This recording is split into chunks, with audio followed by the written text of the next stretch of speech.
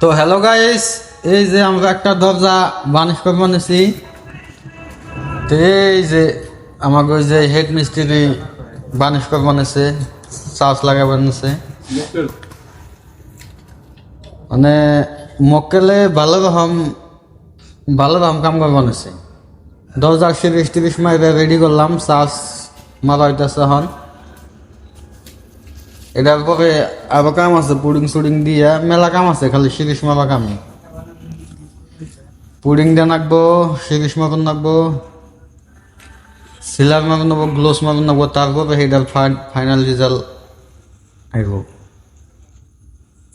তো গাইস আপনারা দেখুন দরজা আমরা কেমন করে বানিশ করি। তা আপনাকে যদি দরজা বা কোনো কিছু বানিশ করা লাগে তাইলে আমার অনেকে যোগাযোগ করা হবে না।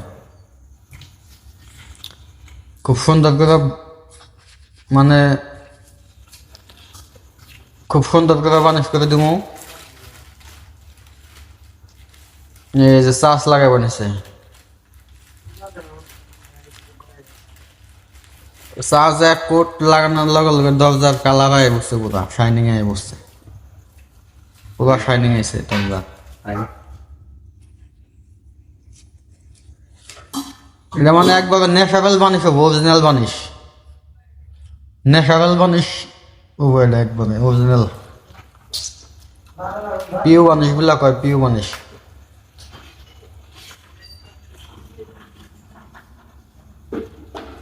এই যে